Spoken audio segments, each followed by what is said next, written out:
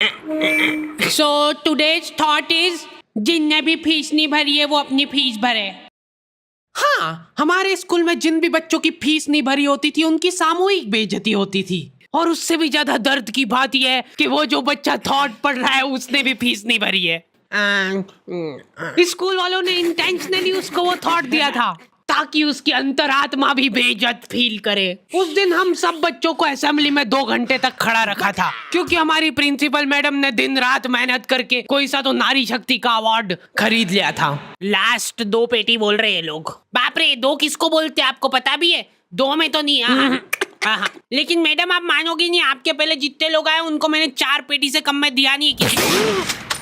चलो उठा लो इसको। अरे उसको नहीं, लाश को। ठीक है। मैम आपको दिख रहा है ना सामने का राम नाम।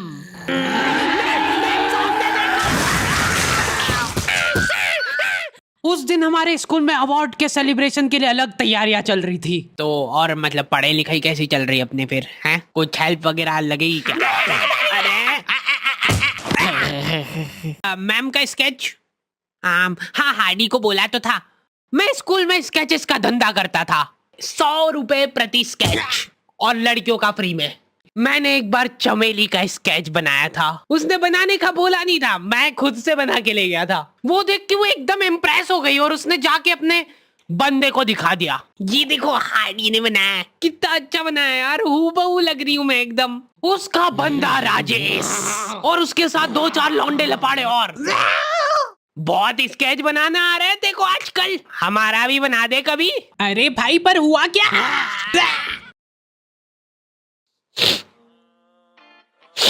मैं रोते हुए एक ही चीज सोच रहा था कि ऐसा क्या गलत कर दिया यार मैंने। सिर्फ आई लव यू चमेली तो लिखा था मैंने।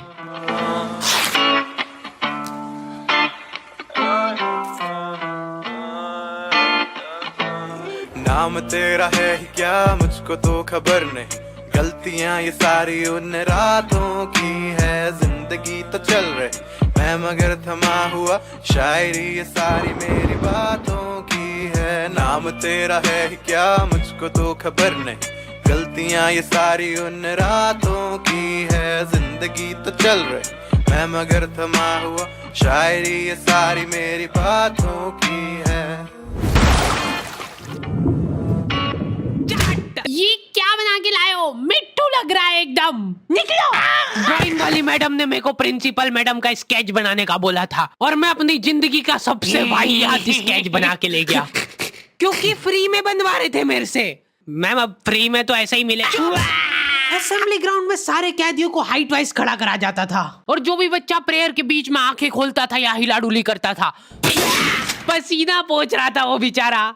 प्रेयर खत्म होने के बाद हमारे आसपास लाशें पड़ी होती थी। असेंबली से क्लास तक का फासला बहुत कठिन होता था कुछ बच्चों के लिए। ओए रोक इधर, तेल क्यों नहीं डाला? सर वो मेरे घर पे जो कोई भी तेल लगा के नहीं आता था उसको घसीट के काल कोठरी में फेंक देते थे लोग और वहीं पे 25 लीटर वाली सोयाबीन तेल की केन उसके ऊपर ढोल देते थे। सर मैं कल डाल के। बेचारे बच्चे फिर भी जैसे तैसे अपने क्लासरूम तक पहुंच रहे हैं और वहां पे टीचर के आते पता ही नहीं है। उनकी अलग मीटिंगें चल रही है ऑफिस में। अच्छा चलो बताओ कि अपन इन बच्चों को और किस तरीके से लूट सकते हैं। मेरे पास एक आइडिया है। देखो अपन क्या है कि एक प्रोजेक्टर लगवाते हैं एक ही क्लास में। कैदियों को क्लास में कोई संभालने वाला नहीं होता है तो ये अपने जंगली पने पे उतर ही आते हैं। मैं कह रहा हूँ लोहे की स्केल से बेंचे रगड़ रहे हैं, मिस्त्री फेल हो जाए इनके सामने, ऐसा फिनिशिंग वाला काम करते थे। लेकिन इनके जंगली पने यहीं पे खत्म नहीं हो रहे। 2 लौंडे उठे और उन्होंने उनकी बेंच उठा के खिड़की से बाहर फेंक दी। अब उनको देख के बाकी बच्चे भी क्लास का सारा सामान उठा के खिड़की से बाहर फेंक रहे। और क्यों कर रहे हैं ये सब वो इनको खुद को नहीं पता है। मैम शायद बाहर छोड़ो, इधर ध्यान दो ना आप। तो अपन ये जो प्रोजेक्टर लगवाएंगे इसको अपन नाम देंगे स्मार्ट क्लास और उसकी अपन लेंगे अलग से फीस। ठीक है, पर कभी किसी बच्चे ने नहीं दी तो? अरे भूषण जी, फीस पेरेंट्स देते हैं, बच्चे नहीं। 1 हफ्ते में 1 पीरियड लगता था स्मार्ट क्लास का, जो बच्चों को स्मार्ट बनाने के लिए काफी था। पॉपकॉर्न लाया था ना तू आज? खोल टिफिन। मूवी चलेगी अभी मूवी। ये लोग ऐसे बैठे कि अभी लड़की आके मुजरा करेगी इनके सामने। जिन भी बच्चों ने वो एक्स्ट्रा फीस नहीं भरी होती थी उनको वो 1 पीरियड के लिए क्लास के बाहर जाना पड़ता था। ये सब हरकतों में ही 10-15 मिनट निकल जाते थे। उसके बाद टीचर आके जैसे ही प्रोजेक्टर चालू कर रही है उसकी आधी स्क्रीन जने का सीलिंग पे ही चढ़ रही है। तो अब उस स्क्रीन को फिक्स करने के लिए एक एक्सपर्ट आदमी को बुलाया जाता है। हाँ सही सोच रहे हो। भूसाड़ा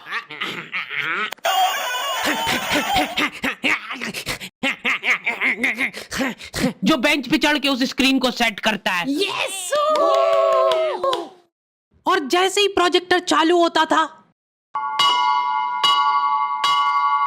पीरियड ही ओवर हो जाता था। और जो गरीब बच्चे बाहर खड़े थे उनमें से गलती से एक ने क्लासरूम में झांक लिया। क्या देखा तूने? है क्या देखा? मैम कुछ नहीं, बस एक लाइट जलती हुई दिख रही थी मेरे को। 10 रुपए लगेंगे तूने जो 1 सेकंड देखा है उसके। ये सुविधा के कारण हमारे स्कूल के बच्चे इतना स्मार्ट बन गए थे ना। एक बार एक बच्चे को गुस्सा आया तो वो प्रोजेक्टर की डिस्प्ले केबल उखाड़ के ले गया घर। और अफसोस उस दिन के बाद कोई भी बच्चा स्मार्ट नहीं बन पाया। मैम जल्दी चलो, ऊपर एक केस हो गया। हमारे स्कूल में आए दिन कुछ न कुछ केस होते रहते थे, लेकिन ये केस थोड़ा पेचीदा था। हमारी क्लास के किसी बच्चे ने लव लेटर लिखा था चमेली को और वो लग गया टीचर के हाथ। तो ये अब केस बन चुका है पूरे स्कूल का। सारे टीचर लोग अपने काम धाम छोड़ के उस मुजरिम को पकड़ने में लग गए। जो टीचर लीव लेके छुट्टी मनाने गए थे वो आधे रास्ते से पलट के आ गए थे। ये सर आ गए। बेटा सही सही बता दो किसने लिखा है। अब ये 10-15 टीचर लोग आपस में डिस्कशन कर रहे हैं। सर आपने लिखा है तो बता दो, अपन बात दबा देंगे। फिर इन्होंने एक और एक्सपर्ट टीचर को बुलाया। बेटा सुन लो, मैं शक्ल देख के बता देती हूँ एक बार में कि कौन है मुजरिम। तुम बाहर जाओ। हाँ तुम भी बाहर जाओ। तुम भी। क्लास में सिर्फ 4 लड़के बचे जिनमें से एक मैं हूँ। बाकी सभी बच्चे इसके शक के दायरे में थे। उन सभी बच्चों को काल कोठरी में ले जाके टॉर्चर किया जा रहा था। बोल दे बेटा क्यों लिखा है। इधर मैडमों को अलग चीजों की टेंशन हो रही थी। इसने चमेली में मात्रा तक गलत लगाई है। अरे रुको, इसका बाप भी बोलेगा सच। बोल दे बेटा क्यों लिखा था। बस हाँ बोल, तूने लिखा था। बोल। सर हाँ सर मैंने हाँ नहीं लिखा। सर हमने नहीं लिखा। चुप। बोल सच बोल। अभी भी मौका है, बोल दे। बोल दे कि तूने लिखा सर। मरना ही आज मतलब तुमको। मुंह खोल। ऐसे तो ये कसई मार डालेगा सारे बच्चों को। साइड करो इसको, मैं जा रही हूँ। अरे मैम सबने सच बोल दिया है, इन सभी ने मिल के लिखा है। हाँ sir, very good very good. चलो अब साइड हो जाओ। ये क्या, किसने मारा मेरे बच्चों को? पानी पियो बेटा, लो पानी पियो। लेकिन उसके पहले मेरे को बताओ कि तुम में से किसी ने लिखा है या नहीं। इधर इनकी क्लास में अलग इन्वेस्टिगेशन चल रही थी। बेटा देखो, अगर तुमको आपस में भी किसी पे शक हो तो तुम लोग बता सकते हो खुल के, किसी से डरने की कोई जरूरत नहीं है। इतने में राजेश उठ के बोल रहा है, मैम मेरे को हार्डी पे शक है। तो पहले क्यों नहीं बताया? उसके बाद ये लोग मेरे को ही पकड़ के ले गए। अभी देखो मेरी शक्ल पता है थोड़ी सी ऐसी भोली टाइप है, तो मेरे को बचपन से ही उस चीज का एडवांटेज मिला है। जैसे किसी बच्चे से लड़ाई हो गई, सर इसने ही मारा है मेरे बच्चे को। नहीं ये नहीं मार सकता यार, इसको जरूर किसी ने फंसाया है। कुछ भी बोलो यार, लेकिन मेरे को नहीं लग रहा यार कि ये हो सकता है मुजरिम। बेटा सच बताओ, तुमको किसने फंसाया है? बेटा देखो, अगर किसी ने तुमको फंसाया है तो उसका नाम बताओ। डरो मत, घबरा मत, सिर्फ नाम बताओ। हाँ बेटा, डरने की बिल्कुल बात नहीं है।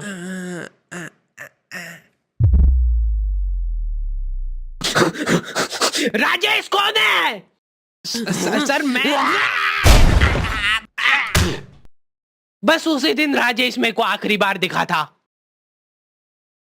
लेकिन वो लव लेटर किसने लिखा था वो आज तक रहस्य ही है। तू लगे सामने खड़ी है तू, लगता जैसे अपने आप से लगी, खुली किताब जैसे मेरी प्यारी चमेली।